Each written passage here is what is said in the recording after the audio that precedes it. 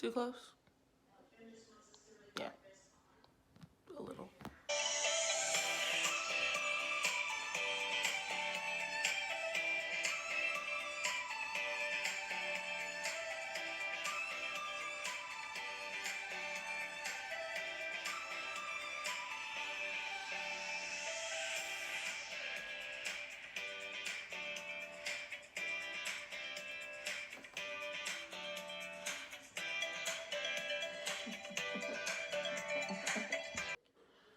Hey guys!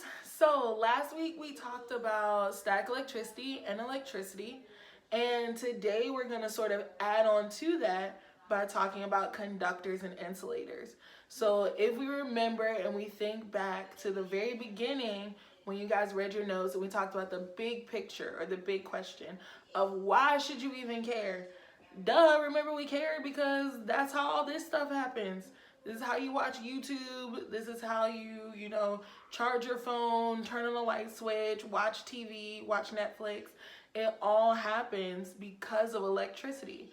So first I want to thank everybody who watched the video last week and who asked questions and completed their work. I know that we all kind of got used to sort of just like chilling for a while we waited for everything to sort itself out. But we back in go mode.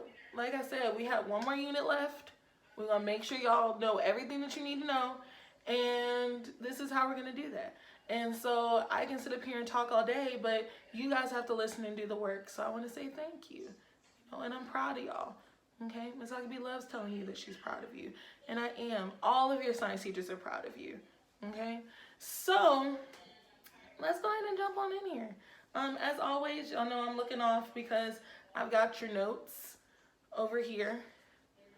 I don't have the book today because I'm using the book to prop up my phone because I'm recording somewhere a little different. And I got water to stay hydrated. All right. So when we talked about static electricity and static discharge, right? So static discharge is when you lose charges all at one time. So you have the stored up electrons, because remember electrons are the part of the atom that we're talking about, and they zip around and they do all this fun stuff, and they're not stuck in the nucleus like the protons are. So they're the ones that can move around and give positive and negative charges. So when objects have a positive charge, it's because they've lost a bunch of electrons. But when they have a negative charge, it's because they've gained a bunch of electrons. And so that's what we're talking about. So when we talked last week about static electricity and static discharge, we said static discharge is when you have electrons moving super fast from one place to another, and that can be things like touching a doorknob after you shuffled your feet across the carpet, or what is it called? Lightning, yeah. Or if you have like lightning during a thunderstorm. However, we also know that like we can't power machines based on that. We don't have lightning rods at the top of our houses to power our TVs and our cell phones and whatnot every time it thunderstorms. So what it is that we have to do is we have to find a way to take electricity and harness it so that it turns into a power that we're able to use. And so when we are looking at running devices need a steady pace of electric current flowing through them in order for them to stay on. And so in order for us to do that, we have to produce something called an electric current. So an electric current is the continuous flow of electric charges through a material, okay? And so the amount of charge that passes through a material in a certain amount of time is called an amp. A lot of you might think about amps as in like a guitar amp, and it is kind of similar. Like it is. It has something to do with it. Do I really know what it is? Nope. I didn't look it up. But guess what? You can. So here's your next little challenge. Shout out to everybody who did my challenge from last week. I'm going to post on Instagram when I post this video, and I want you guys to tell me, what do guitar amps have to do with electric amps. All right? Comment down below. No, not down below. Comment on Instagram and you get a shout out. And talk to somebody. I'm very real with my shout outs. I don't play. All right? So now that we know how we measure electric charges, we need to know the things that affect them. And so there are two things that affect current flow. So it's the properties of the object that it travels through. That's the first thing. And then the second thing is the energy of the charges. All right. So the first part of that we're going to talk about are the properties of different elements electricity can travel through. So just like heat, when we talked about heat, we talked about conductors and insulators. Remember, conductors allow the transfer of heat easily, and insulators do not allow heat to transfer easily. With electricity, it's pretty much the same thing. Conductors are materials that let electric charges flow through them easily, and insulators don't. All right? The reason why conductors let electric charges flow through them is because, remember, we said that electrons are like a toddler in a backyard. And the backyard is the electron cloud, and they're just, running around the nucleus, having a good old time. Well, some electrons are held more closely to their nucleus than others. So materials that have electrons that are allowed to flow more freely, they're going to be conductors because their electrons can flow more freely. So some materials that are known as good electric conductors are going to be things like metal, water, and believe it or not, people. You can definitely have electric charges flow through people, mainly because we're made up of so much water. Know anyone who does any electrical work, or they're an electrician, then you know that they use copper wires in order to, wire homes, because copper is a really good conductor of electricity. If you play baseball or softball, you know that you can't play during a thunderstorm because the metal that your bats are made out of, I think it's aluminum, right? Let me know if I'm wrong, but I think it's aluminum, is a really good conductor of electricity, and so are people. So we don't want baseball players getting electrocuted because they're standing outside with a metal pole, because it's a good conductor. Water, that's why if there's ever any like power lines down, or if you have any like electrical issues, or small appliances that plug into the wall, they tell you to keep them away from sources of water, and it's because electricity travels really well through water and it can pose a hazard. So on the opposite side of that, we have insulators. So insulators do not allow electrical charges to flow through them, and it's because their electrons can't move around as freely. All right, so examples of insulators are going to be things like rubber, plastic, and like fabrics.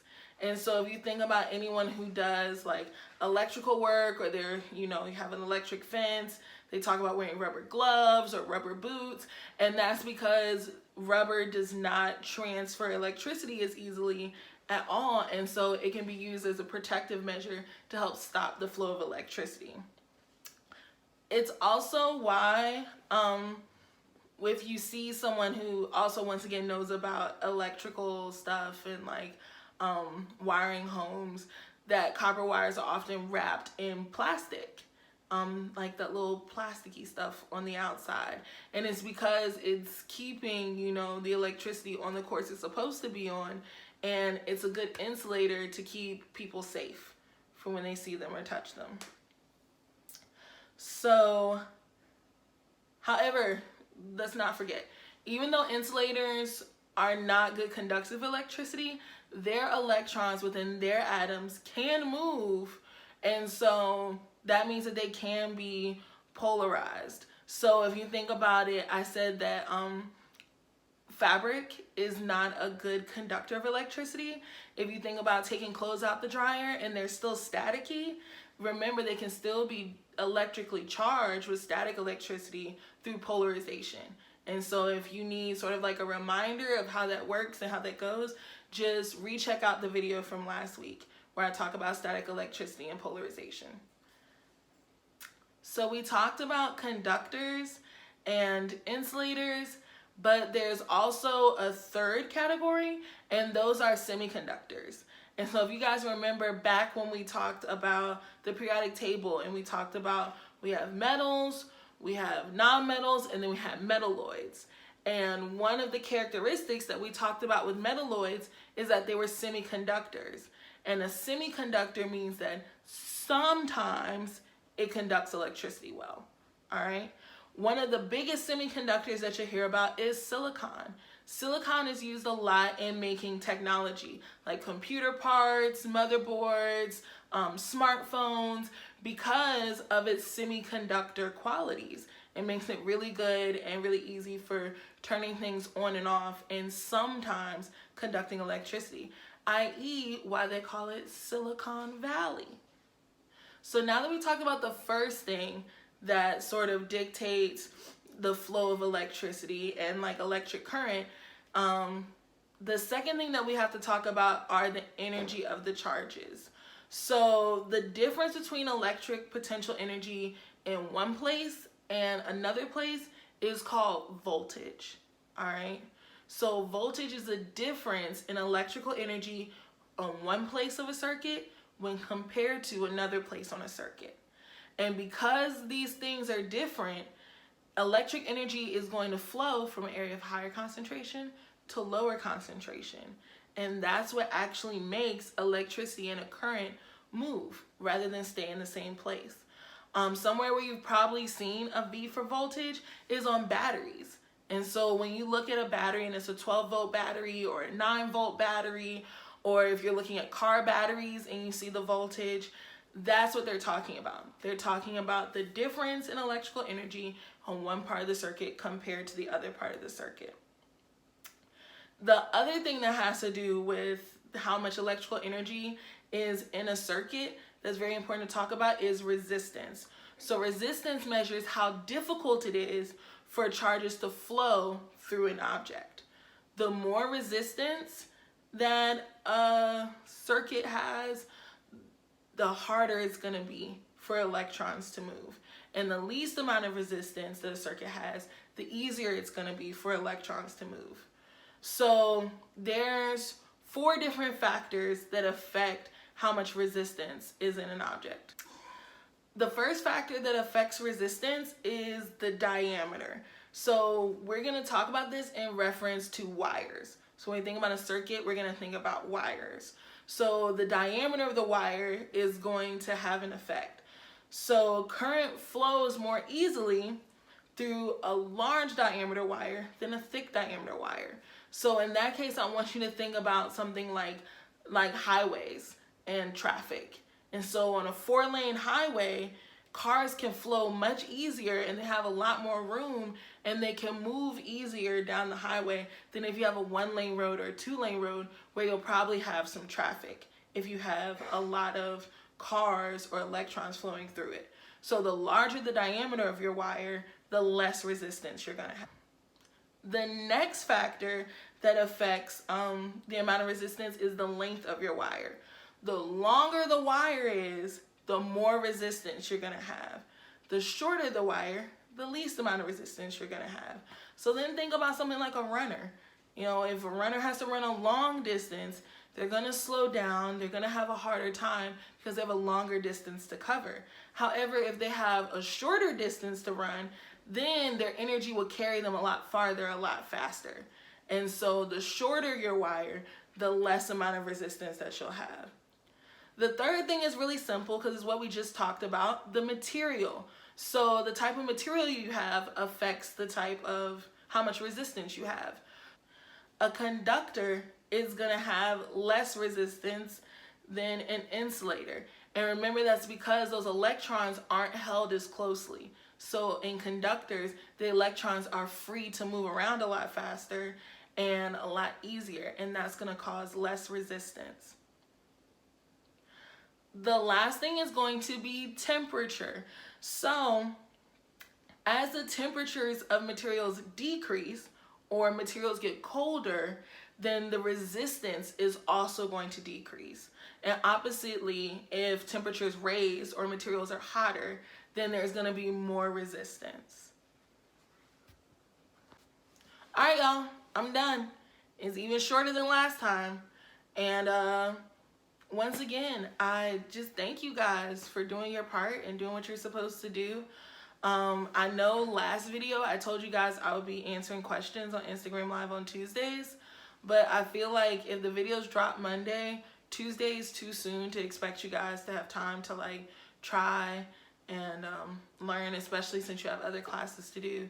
So as y'all know, I do go live on Instagram on Thursdays at 12:45.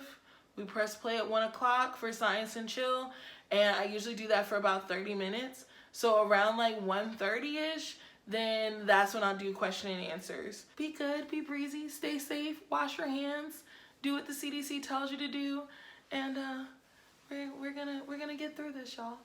Love you. Bye. Buy water because of the bottle. Other water tastes perfectly fine, but these come with art, and they're so pretty, and they're always different. Marketing works. Don't anybody tell you anything.